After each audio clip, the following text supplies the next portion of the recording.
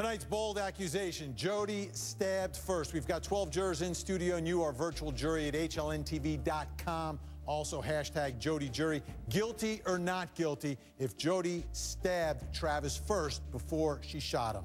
Ryan is standing by with the jury. All right, so ladies and gentlemen, also our virtual jury at home, you've met your prosecution team. Allow me to introduce you to your defense team. Let's start with Dwane Cates. He is a criminal defense attorney, one of the top ones from Arizona. Also, Ashley Merchant. She's tried over a dozen death penalty cases in several states. And Linda Kenny Bodden, she defended both Casey Anthony and Phil Spector. Now let's start out. You saw the prosecution's recreation of what they believe happened to Travis. They say that Jodi stabbed first. The defense doesn't think so. Take a look. This is how the shooting happened. Travis started coming out of the closet. Jodi had the gun. The gun went off and shot him in the head. Okay. It went in his temple, into his cheek. She freaks out. She drops the gun. Travis is still coming at her, but then he staggers over, leans against the sink, and starts spitting the blood because the blood's in his oral cavity and spitting it in the sink. So he's coughing it out here. He's coughing it out. The knife is on the counter. Jodi grabs it. Where does he go next? He starts coming after Jodi. He staggers back, starts coming after Jodi, gives him the blow, hits him in the heart. Travis is still coming. Jodi's stabbing and slashing. So this is where the defensive wounds come from. That's where the defensive wounds come from. He's still stabbing. He's staggering, and Jodi's stabbing him in the head. So he's going down. She's getting him down here. She's stabbing him in the back of the head. Starts stabbing him in the back. He staggers and starts heading down the hallway, and then he ends up down there where his throat gets cut. Okay, now I want to show you something else. What about the bullet down here on top of blood?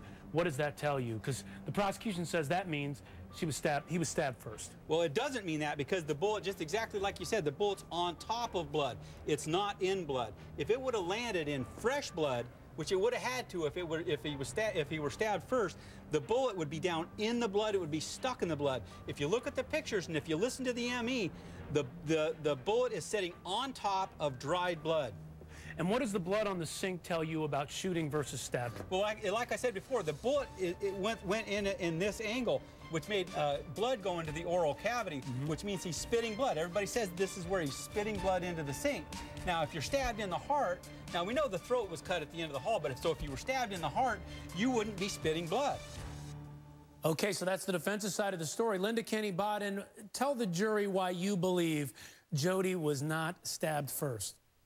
Because, number one, she brought a gun to the fight. She wanted to kill him. I'm going to give you that, Vinny, as the prosecutor. She wanted to kill him. She confronted him in the shower about whether he was going to take the other woman to Cancun. He said he was. She took the gun out of her sweatpants, dropped the camera, shot him. That's why she can explain the lunge, you see, because he turns. He turns, the bullet comes out, and the medical examiner said in his report before he testified that there was no gross cerebral injury that was apparent. Then she starts stabbing him. He may have been standing at the sink. She goes and gets the knife. That's why her story seems consistent to her, because in her mind she's made up what happened, but under different circumstances. But the bullet wound came first. She stole the gun to shoot him, and that's why she's going to get convicted, but that's why she shot him first. Okay, so not only did you just heard Linda mention the medical examiner, that's in the Arias case. The defense has their own medical examiner that they had take a look at this. Take a look at what he had to say.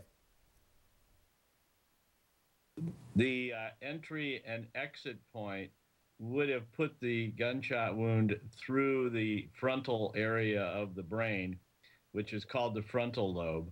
That does not affect vital functions like breathing and motor function. And again, because of where that wound occurred and where it injured the brain, would not have impacted Travis in a way that he would have been incapacitated. Okay, so Ashley, tell the jury why that should back up the theory that Travis was shot, not stabbed first. You know, it completely undercuts the prosecution case and really takes the legs out from under them, because the prosecution is saying she couldn't have shot him first because he would have been incapacitated. But what the medical examiner is saying is clearly the shot did not incapacitate him, and so she could have shot him first and then stabbed him later, which is what makes more sense, because as a woman, you're going to grab the gun. You're not going to grab the knife. Okay, now Dwane Cates, you did the recreation, you showed us how it worked there, but now you've got some pictures that you say tells the jury the story. What should the pictures tell the jury? Show them to us. Absolutely. Look at the x-ray. You can see the bullet down here towards the bottom on your right. The bullet's in his cheek, okay? And then in this one it shows it's in his cheek too. If you look at the picture of the brain, where the line's drawn through, that's the projected path of the bullet. Now, it may not even have hit the brain at all. If it did hit the brain, it would have hit just a tiny little bit of the frontal lobe, which wouldn't affect him. It would have dazed him, where he would have been dazed and confused enough she could have stabbed him, wouldn't have incapacitated him.